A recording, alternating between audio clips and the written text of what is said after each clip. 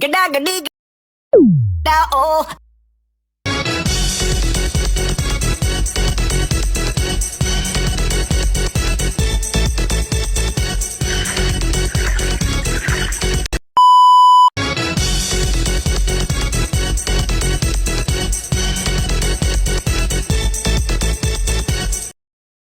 Assalamualaikum warahmatullahi wabarakatuh. wabarakatuh.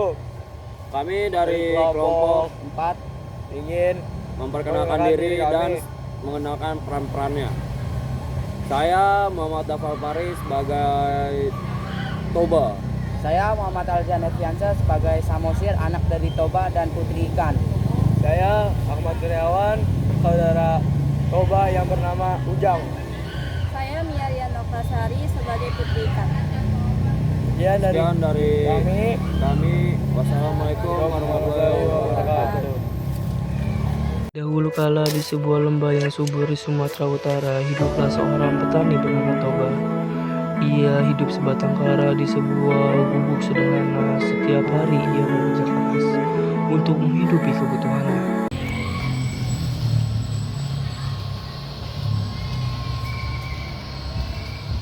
Aduh, udah seharian nih aku belum makan. Apa aku mancing aja kali ya, supaya aku dapat ikan besar.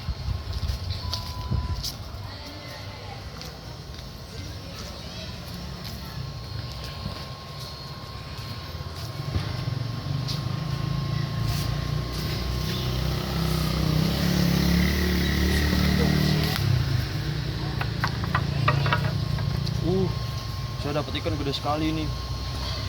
Alhamdulillah, terima kasih ya Tuhan.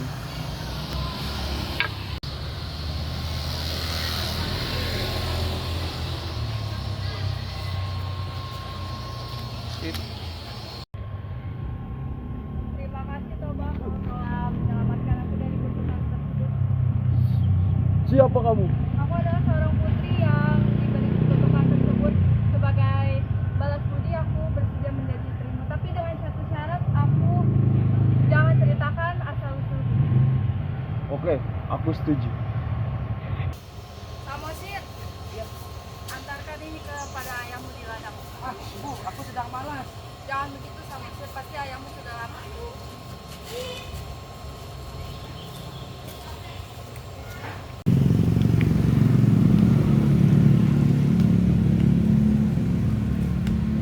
Ayah, ini ada makanan dari ibu.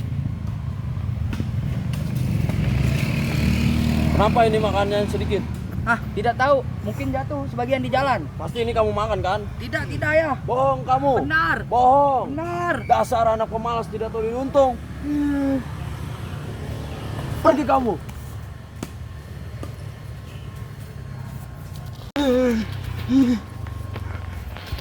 Ibu, kenapa ayah mengambilku anak ikan?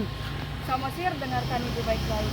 Sebenarnya ibu ini adalah seorang putri yang dikutuk menjadi seekor ikan. Tetapi ayahmu telah berjanji kepada ibu untuk tidak menceritakan kepada siapapun, tapi ia melanggarnya. Lalu apa yang akan aku lakukan? Pergilah ke bukit sana, selamatkan dirimu, ibu akan kembali ke tempat asal ibu. Oke, baik bu. Ibu berubah jadi ikan. Coba. Aku lihat mukamu murung. Ada masalah apa kamu ini?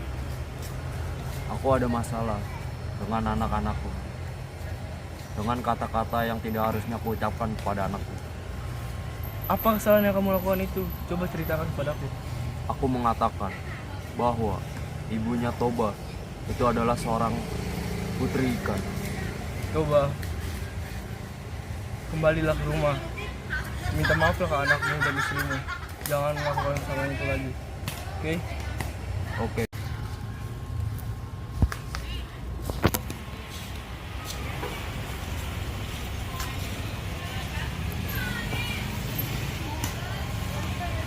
Istriku, Samosir, aku ingin meminta maaf padamu.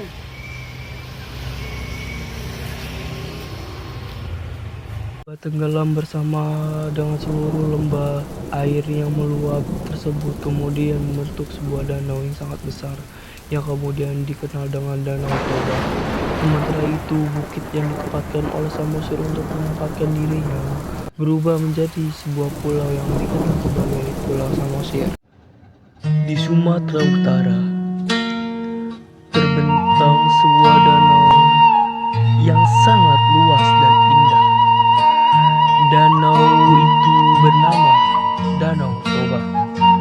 Dahulu kala di lembah yang subur ini hiduplah seorang petani muda bernama Toba. Ia hidup sebatang kara di gubuk sederhana. Suatu hari Toba pergi memancing ke sungai. Setelah beberapa lama menunggu, akhirnya ia mendapatkan seekor ikan yang sangat besar. Dengan gembira,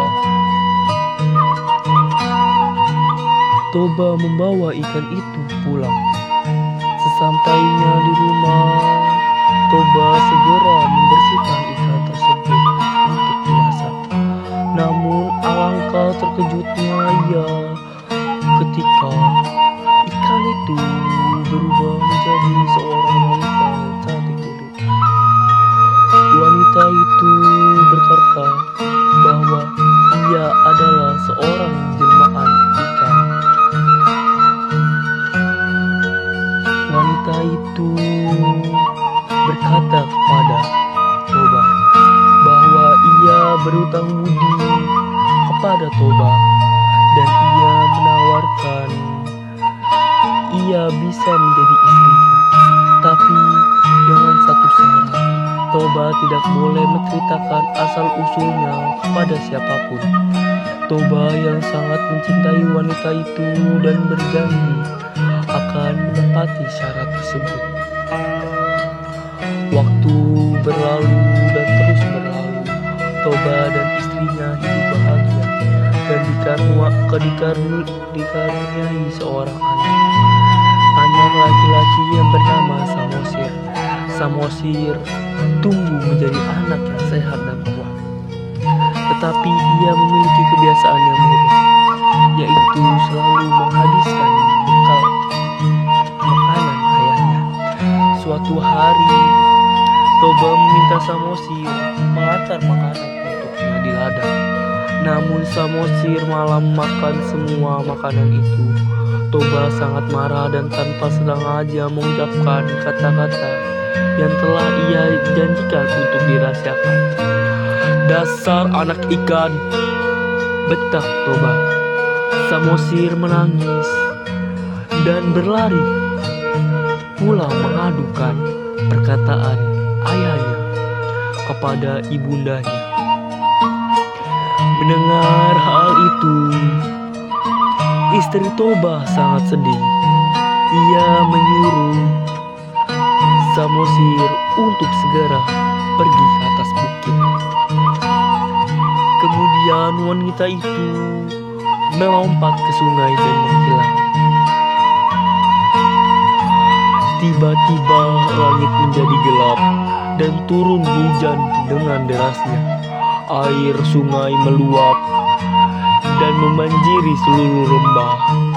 Toba berusaha menyelamatkan dirinya, tetapi ia telah tenggelam bersama dengan seluruh lembah. Air itu meluap dan membentuk sebuah danau yang sangat besar, yang kemudian dikenal sebagai Danau Toba. Sementara itu, bukit yang ditempatkan oleh Samosir untuk menyelamatkan dirinya bernama Pulau Samosir.